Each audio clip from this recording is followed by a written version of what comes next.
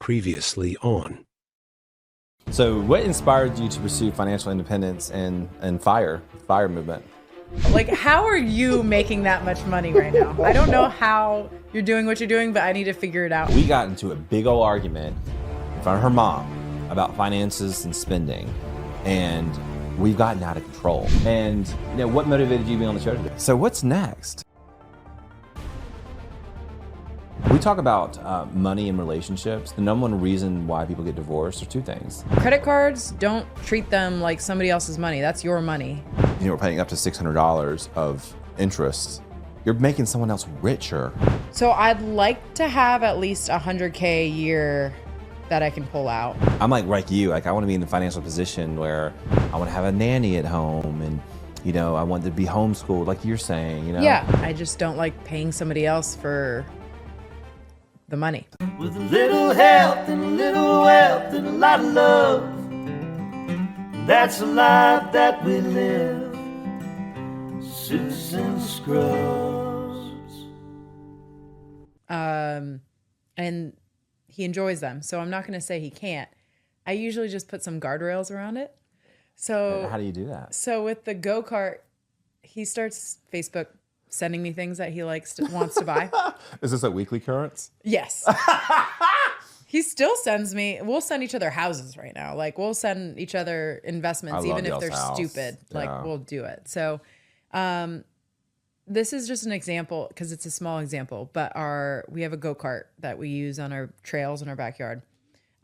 He started sending me go-karts, and they were like $5,000 to $10,000. I was like, no way in hell. Right. I was like, keep it under $2,000 and we can talk. He got one for $1,800, and then I couldn't say anything. Wow. And then he started sending me cars more recently, like in the last couple years, because he drives to Savannah for work a lot. And he was driving his truck, and his truck was losing him money based on how much money his company pays for car allowance.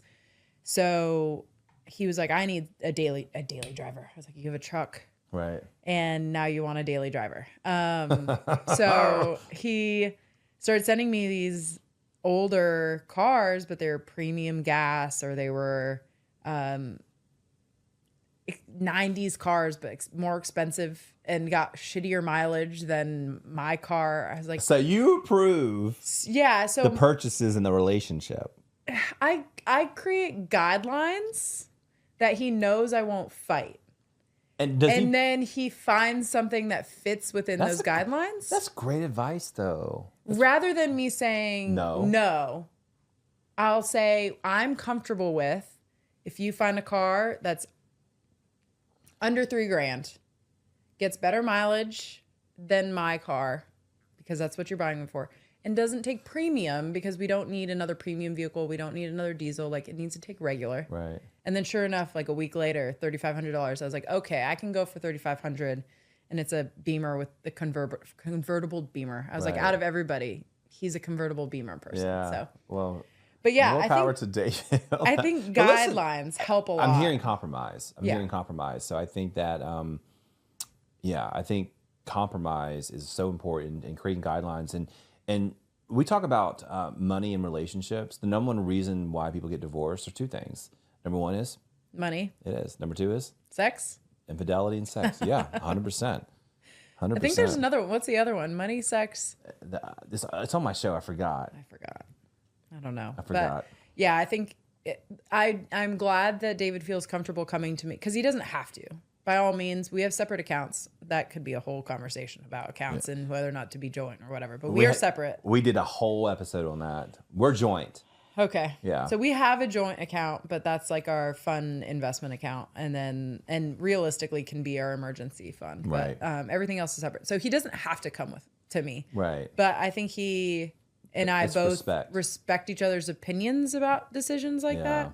So if it's a big number, like if it's over $1,000, we're going to talk to each other about it before we do anything. That's responsible, though. I think that's very responsible. I think before we started this podcast, we talked about this on the show. Emily didn't really know what she wanted to do. And so I think listening to your soul is so important. And I told her, like, we are in a very comfortable place, and she was in a very comfortable place, that she had the power to let it go. Yeah. You know, I say big middle finger to traditional medicine. Sorry, but that's how I feel because I lived it.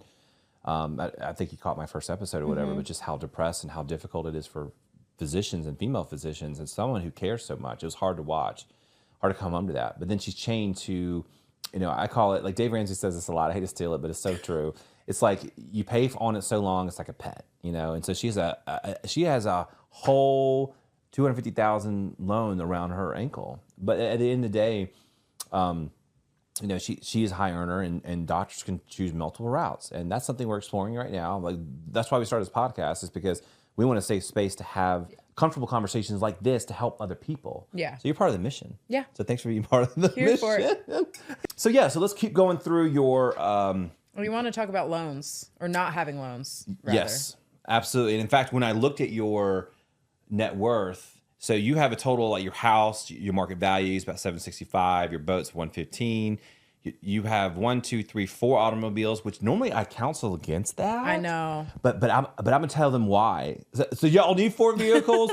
No. No, but in her case, approved, because she has $3 million, or David and Lindsay have $3 million of total assets, and their liabilities, which is pretty incredible.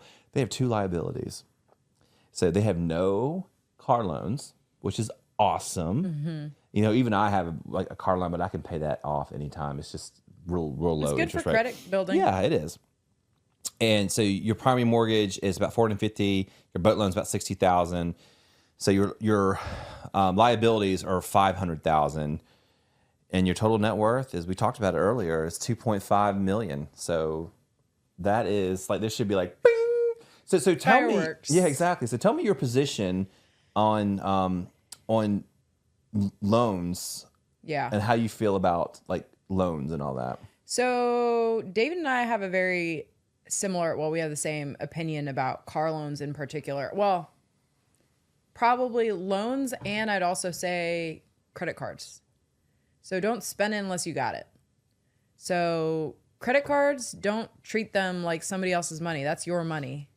100%. And loans for cars, especially with the rates, unless you're getting a 0% rate for a certain amount of time and then you planning on paying it off at the end, as few loans as possible is better.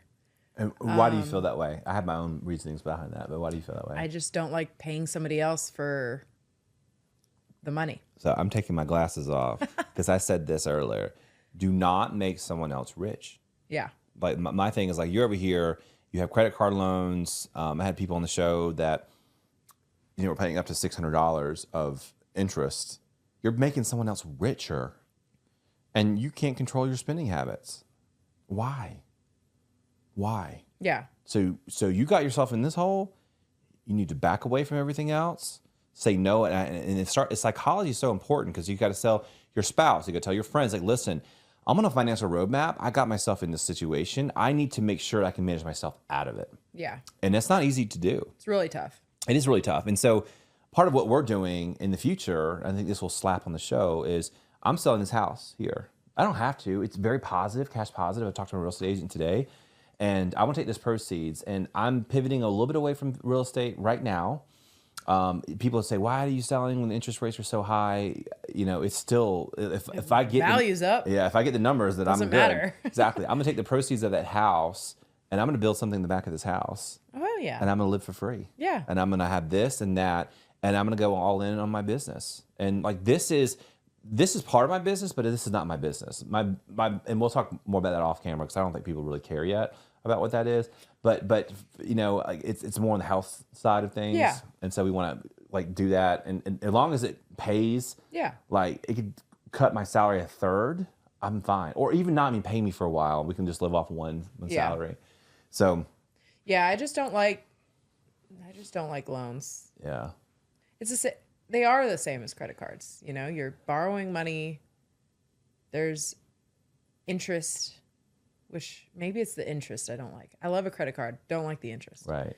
I pay all mine off at the end Yeah. of the month. Like there's never a balance ever. David's even more aggressive. I'm like, maybe you should calm down. He pays almost weekly on his credit cards because that way he can track. That. He tracks it. That's okay though. Because then he can see everything he's spending. Right. And he's like, well, I'm going to spend, if I can't afford it for more than a week, then I'm going to have to cut back next week. Like, I know David. David seems very laissez-faire, very like, water, you know, I love him. I didn't know he was so financially literate. I'm like, David, this is to you.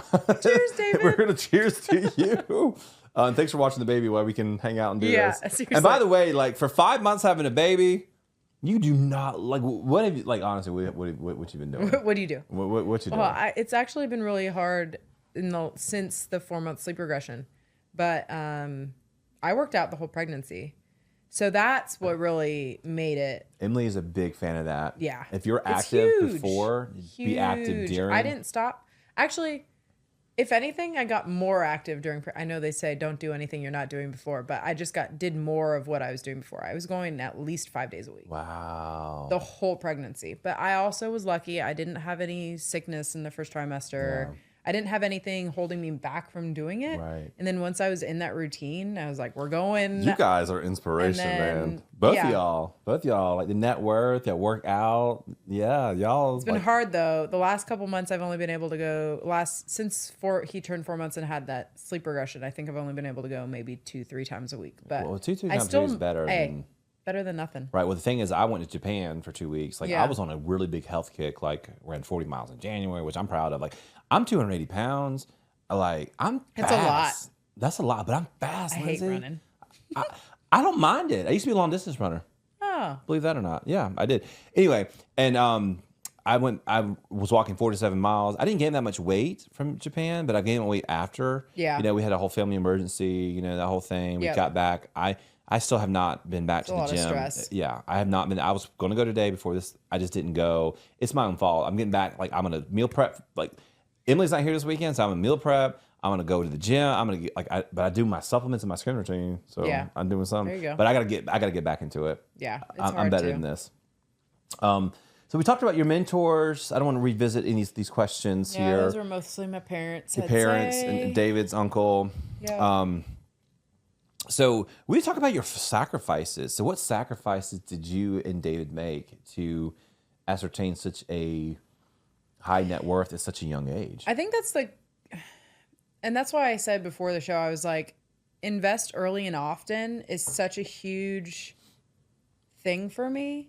So it's never too late to start, but the later you start, the more you need to put in. Right. And the earlier you start, the less you have to put in. Right.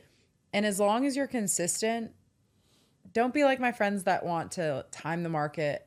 Like just put in monthly investments. I have so strong feeling when you time the market, you're gonna time out. I don't ever time the market. I'm gonna set it and forget it. I'm gonna set it and forget it. Don't get me wrong. When COVID hit in 2020, like when the market was crashing so hard that it was locking out, I was dumping everything in. Right. I was like, this is gonna make people millionaires. That's smart. Realistically, we weren't. I don't think we were even close. I should do the calculations of where we were in 2019 versus now, because I don't think we were over 1 million then. Wow. But COVID makes millionaires. Right. And time also makes millionaires. Right. And that's the craziest part. I don't think people realize if they put $100 in a month, assume a compounding interest of 7 to 10%. Right. Like in 50 years, you will be a millionaire. Right. How old you are at that time frame depends on, and that's only $100 a month. Right. And what people will say is like, I don't know what to buy. I'm intimidated. Which like we can't get into specific investments. Index funds all day. There you go. There you Just pick the top index fund. Pick the S&P 500 or S&P 1000. It's not hard. With whatever. I will say pick low fees. Yes. They can get you. Right. I used to be a big fan of mutual funds until I saw all the fees. Like I don't even do any mutual funds anymore. Yeah. I'm a huge fan of ETFs and index funds, as you said. Yeah. And guys, like, that's all you need. This is what my advice to people. Like, you literally can we live in the information age, and you can literally Google the top performing ETFs. Like, I can't provide specific investments because I just don't want to get into all that, especially since I used to have my Series 7s and FINRA license and all that. I can't do that working at Wells Fargo. Yeah. Maybe I can't do that in the future, but like I just can't do it now. But just Google it. And so, and Google it and diversify, international technology. There's all kind of index funds for all kinds of things. Yeah. It's not hard, but people get intimidated by that. Well, what's an index fund? I'm saying like that you can simplify it even further and say, okay, first thing is create an account with one of the big investment companies. Don't go Robinhood. Charles Schwab, Vanguard. Why not Robinhood? I just think they're going to take fees and that you're not going to see, they're not one of the big three. Like, don't go with somebody who's new. You're not going to see the fees. It's going to be, they're going to give you a different price. Right. So maybe I'm just like reading into all the like sketchy stuff. No, but, yeah. There's, They came out of nowhere. Don't get me wrong. I lived it up during that 2020 timeframe when people were going off of Reddit stocks. Like that shit was fun. Yeah. But did you do Reddit stocks? I did. Did you really? Which one? When I say I did Reddit stocks, You're timing the market though. I did. That's But interesting. like with like $1,000. So I was very. How much did that $1,000 turn into? 3. That's awesome. And then I got out. Awesome. I was like, I gotta get out while I'm up. It's like gambling in Vegas when you do that though. It is Like. I think timing the market is kind of like gambling. It really is. You got to be prepared to lose all the money you put in and stuff like that. And I think I am down. So I might have made 3,000 total during that time frame just for fun. Short-term gains, so not great. Right. But I think I'm holding BlackBerry. Right. Like, and I'm down 1,000. That's so funny. Some of my friends are holding GameStop. And they're not like, gonna. At some point you gotta let go. But yeah, I think the big thing is make an account with a Charles Schwab, a Vanguard. What's the other one? Why can't I think? I do Merrill Lynch. Okay. Yeah. Yeah. Any of those big ones. Create a brokerage, and don't just create a brokerage and think that that's like your investment. Right. You have to actually put money into your brokerage and then invest into an index fund. And you could only pick one and be very diversified. You can pick the S&P 1000 and you're investing in the top 1000 companies. Exactly. That's all you need. Exactly. That's all you need. That's all you need. Bam. There it is. And then just keep putting money into that every month and it'll grow. Right. It'll grow. And my thing is like, I've noticed some people in my network have actually taken money out because the market goes down. I'm like, okay, so, and I explained it to him like this. I say, you know how you look at something and you're at Walmart, Target, whatever, and you say, oh, I really want that. Oh, I really want that. All of a sudden you see it on sale and you're like, mentally it's like, you know what, when it goes on sale, I'm gonna buy that. That's what's happening. Yeah. So you're actually running away from the sell. Yeah. Whenever the market goes down, you should be buying. Buying more. Buying more. You should not be selling, and not just for the tax implications of having short-term gains. Because when you sell or losses, it's a taxable event. Correct. Yeah, and the thing is, like, I haven't had any taxable events in my investments because I don't sell. Yeah. I do sell sometimes. You might have some dividends or dividends. I try to reinvest, but what I do is I take that and I look at it. I had this one ETF that one of my friends told me about, and I had it for years, 5 years. I was like, oh, this is going to do well, and it just didn't. I was like, oh, screw this. Ever since I changed that, and I literally every year I do an investment review with myself. I should do it every quarter, but guys, I do it every year. It's a lot of work. It's a lot of work. Like listen, I'm gonna be the first one to admit that I should do it every quarter. If I had more time, I would do it every quarter. But I looked at the top ETFs, and I look at the top. And I'm in like some groups and things like that. And groups are good, but groups can be scary. So don't always jump into there because some people can be incentivized to push you to something where they're making money off of. Like, you're going to love this. I haven't dropped it yet, but one of my favorite episodes I've ever done was Get Rich Quick Schemes Exposed. Oh, I like it. And I go through every single one. Like, and I did a whole pump and dump, like with the crypto. You know, I did a whole thing on that. And so, and by the time this episode airs, it will be there. Yeah. So I'll text you with that because I know you'll probably be more fascinated about that. We try to keep these episodes to about an hour or so. So I know we're stretching here, but Oops. I don't want to like glaze through these. So what's next? So what is your number? What's your Fat Fire number? So from my perspective, I don't think we've really I know you've explained fire numbers and coast fire. I'm a coast fire. You're a fat fire. Yeah. I stopped saving for retirement, which I can stop. I don't stop, but I can, and I will because I will reinvest in businesses. Yeah. But good. So for me, I'm technically more of a lean to regular fire where I'm lean. I could just be I could be like my parents, be really frugal, and I could retire right now for sure. For sure. At 33. Yeah, which would be awesome. Right. But David not likes nice things. Yeah. So in order to continue to be able to live the lives with the disposable income we have today, I'm expecting that I will want to have a fat fire number, which means enough money in the bank that when I take 4% out a year, What's that for you? let's be specific. Live off of it. What's that for you? So I'd like to have at least $100K a year that I can pull out. Gotcha. So that's 4% of your investments. Yep. So what's 4%? Like, I should know that. I think it's technically 2.5 mil, which is where we're at for now? total net worth, but I'm talking just in my investment accounts. Gotcha. So you need 2.5 million into your brokerage accounts, which Yep. you guys have. Close. So I calculated already and this is what I was planning when Waylon was born. I was like, let me look at this number and say, when can I stop working and start focusing wholly on about him? 1.4, yeah. 10 years from now, just my accounts, putting in a minimum, I'll hit that number on my own. And I think that's really what I'm going to end up going for is I will have 2.5, David will have 2.5. So 5 million is y'all's fat fire. Will be our fat fire number. Good for y'all. And then that's 10 years away from my perspective. And that's not doing anything crazy. That's just me continuing investing every month and letting compounding interest do the work from now on. Exactly. And then I can maybe homeschool Waylon. He'll be 10. So that's my kind of thought process. So this gives you so you'll be 43. Yep. And so, I always told you I want to retire from my first career at 40. I'll tell you more about this off camera because I feel like if I say something, it's gonna throw someone that I love underneath the bus that I don't want to. And it's not my wife. But yeah, so I technically, my wife and I. This episode's not gonna air for a while, so I'm just gonna expose it. I'm in a really contentious relationship with my company.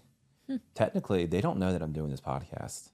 I submitted to pre-clearance. They did not approve it. I submitted again. They did not approve it. On Monday, I have a meeting with my department head, and I'm prepared to walk away because this is my thought process. I hit my Coast Fire number. Yeah. And I feel very comfortable in my investments and the life choices that I've made, and we talk about this off camera, let's talk about it on camera. I want $1 million, $2 million house on the lake, I worked hard, man. Nothing was given to me. I would work very, very hard for this. You know this, you know me. And I want a nice car, but I don't want my things to own me. I want me to own my things. Yeah. And what I thought what wealthy was when I was growing up, I want to be rich. I want to be this. And to me, it's freedom. Yeah. The most precious thing in the world is what?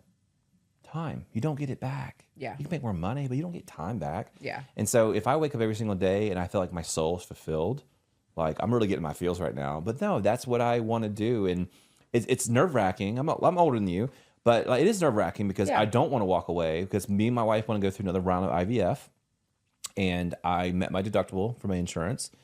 And so I don't have to pay anything out of pocket to do that. And I can have the whole village. And insurance is expensive when you're not employed. So it is expensive. And I will be on my wife's insurance, obviously. Yeah. She's on mine now. And so there's some adjustments that we'll have to make there. But at the end of the day, what's more important to me giving information or doing things that fill my soul. This fills my soul. I wake up every day. I don't think about Wells Fargo. I think about this. Yeah. I do. Yeah.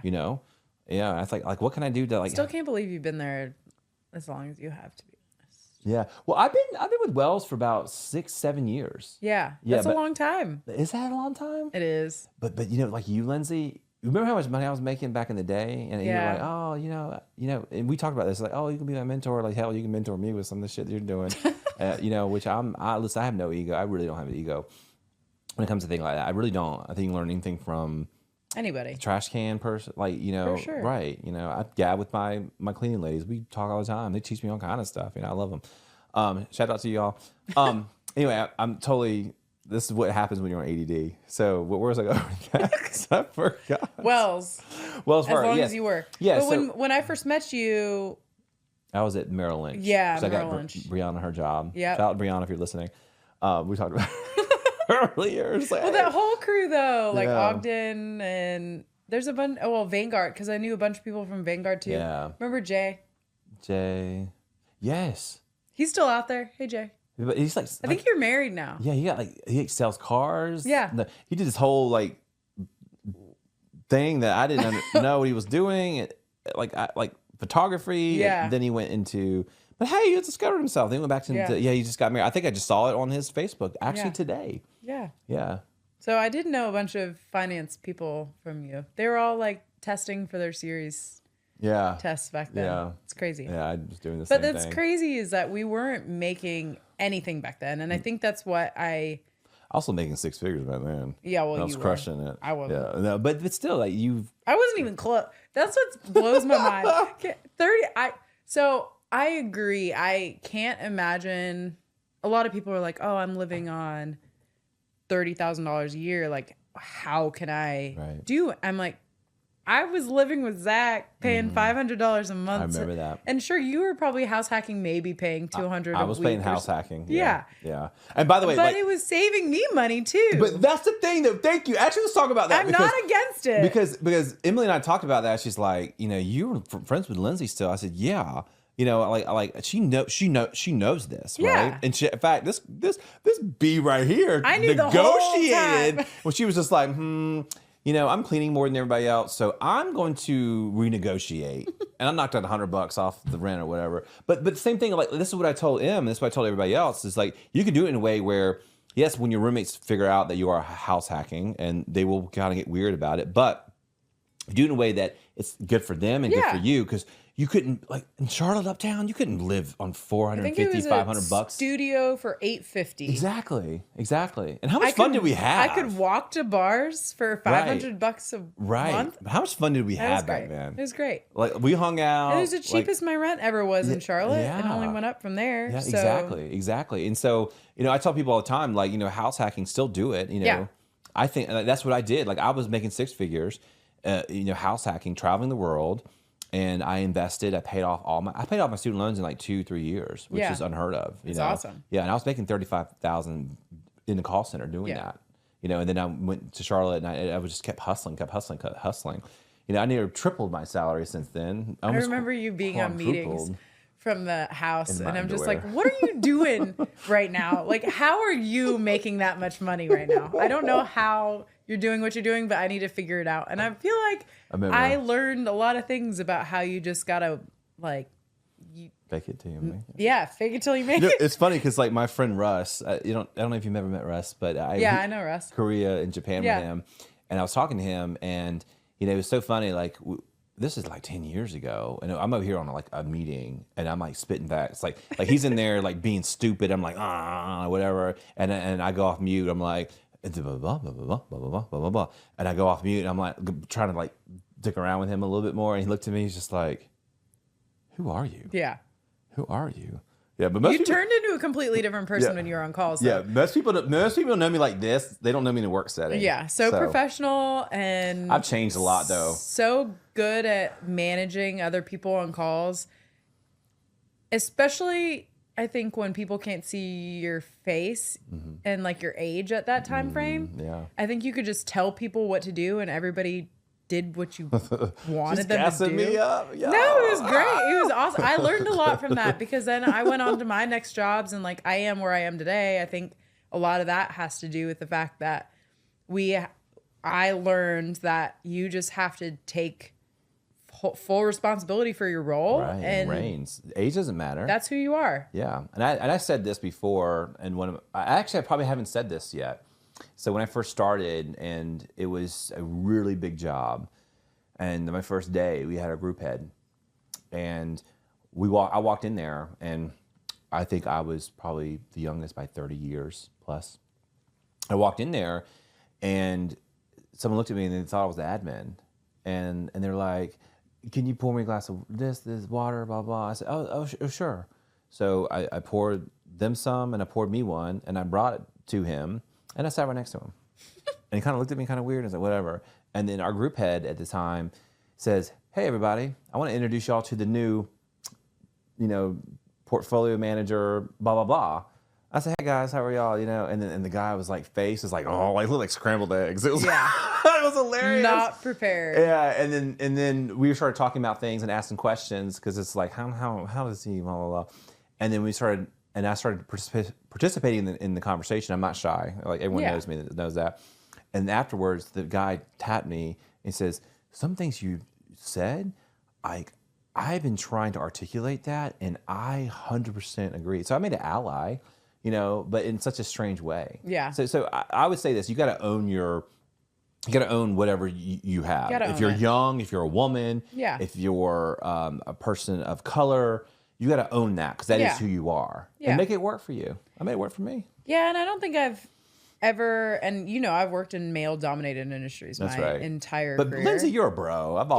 Lindsay's always been a bro. I'm a bro. Yeah. I'm one of the guys. You are. But I also don't think that, and I have a lot of friends, that's ironically, a lot of my girlfriend group are the higher earners, and they all work in male-dominated industries, or a lot of them do. Look at you. And that's where I say, like, you make your own village and you pick the friends that you have, surround yourself to like build yourself up and build each other up. But you can't use that as a crutch and to hide behind it. You just have to take advantage of it. Yeah. Some things that women can do that men can't. There's some things that men can do. I don't write the rules, but that's just really how it is. Yeah. First I just want to say, before we get into our closing and final thoughts, I just want to say thank you so much for being so transparent. I mean, it takes a lot of courage to divulge, because this is going to go on the air and all your friends and family and everybody's going to know, and we'll share it out or whatever else. But, if you just give people 3 things, and I think I know what they are, but 3 things that you just like take away, like if someone watching you, let's just say some girl is watching you, in some, and she's watching you. She's like, wow, I'm going to be like Lindsay when I'm, 33 or whatever. And she's inspired. That's the whole point why I'm doing this. Absolutely. What would you tell that little girl? Oh, man. There's a lot of things. But I think having respect for finance and educating yourself the best that you can is a really big thing. Financial literacy. Financial literacy. There are kids' books, so David will laugh at me, but I've been having my stepdaughter, who's 13, read these finance books the last couple of summers. And I review them with her at the end of the summer to really make sure that she's actually reading, because they're not fun. Don't get me wrong. I don't like reading finance books either, but I think there's so much value. I'm a nerd. Yeah, you are. I am. But there's so much value in understanding credit and credit cards, because people are going to shove money at you that maybe you should say no to. So financial literacy is really important, and making sure that you don't go into debt without understanding what that means. Exactly. There's a lot of people out there that they get a big time job, 30, 40, 50 grand. They buy a car, they buy a house. Okay. You're already in a hole. Yeah. Then they get married and have a $100,000 wedding.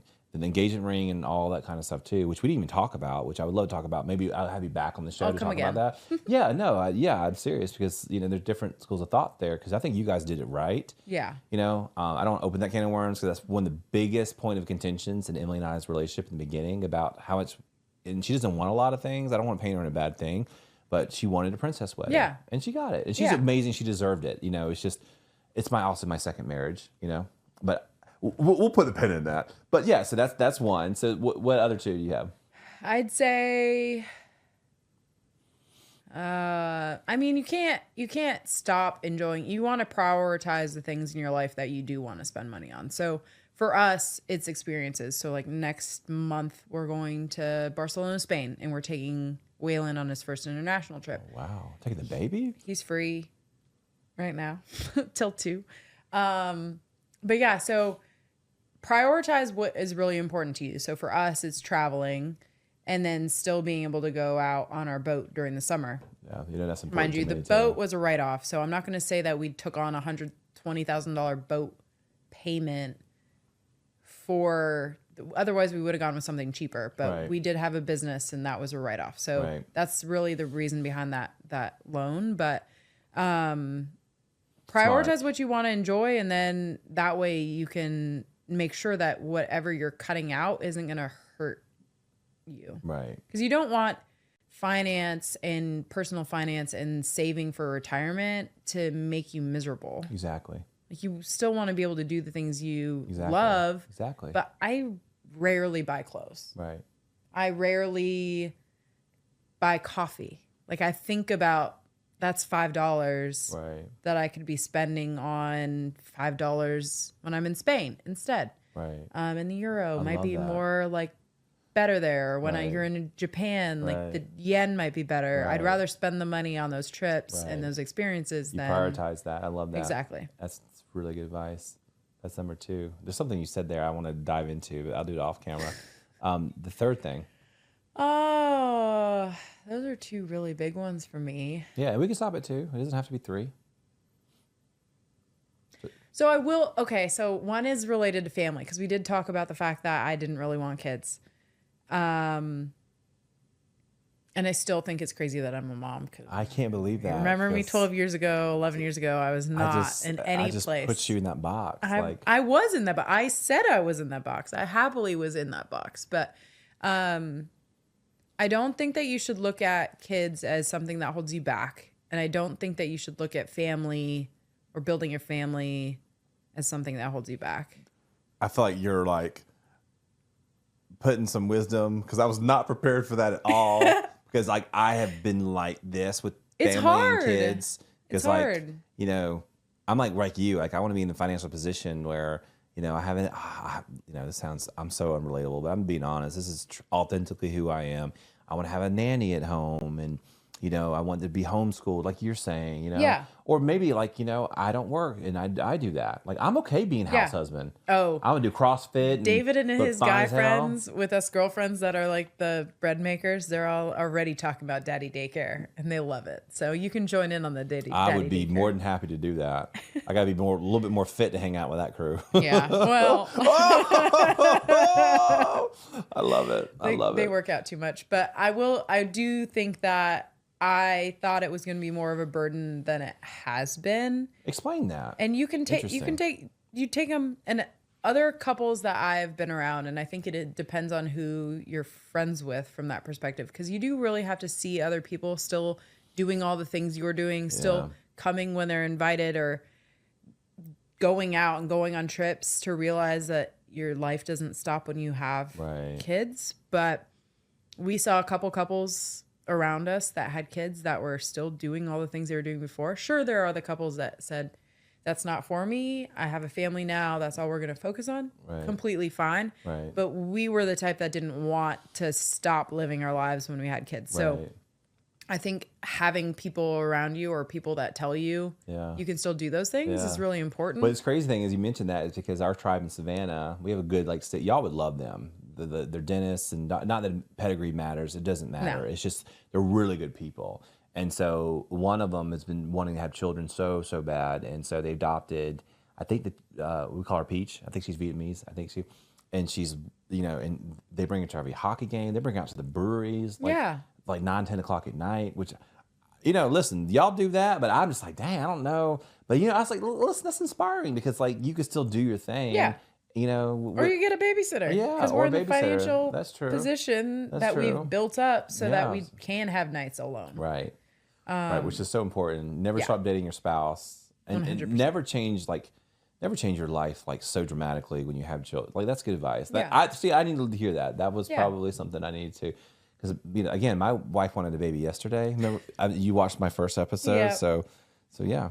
I mean, it's tough, and I do. There's a lot of friends of mine also going through infertility issues. One of my good friends actually just announced they went through IVF and are now pregnant with their first. Wow. So naturally, or just through IVF? IVF, nice. Yeah. Nice. So they had tried IUI a couple times and didn't take, so then they did IVF. Our IVF experience is more insurance because I've always dreamed of having a huge family. And so, I mean, Emily's 35. I'm 37. I'm David's age. Yeah. Yeah. And so, like, that opportunity is getting less and less. Yeah. So save it. Make sure you have it for later. Yeah. And so we're going to try it naturally, obviously, and then just see what happens. And then I told her, like, I'm okay if we have, like, 4 surrogates at one time and we just have a huge village. You know? Yeah.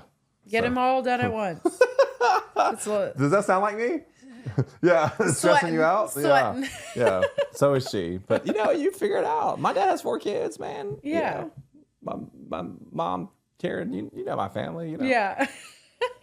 I've gone down Nicola with you. Yes, you have. My mom still asks about you. That's crazy.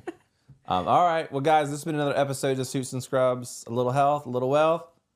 A lot of love. Until next time. Bye.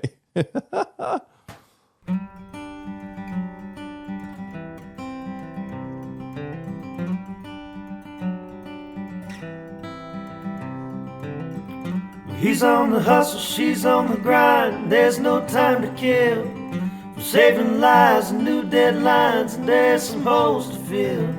With a little health and a little wealth and a lot of love. And that's a life that we live. Suits and Scrubs.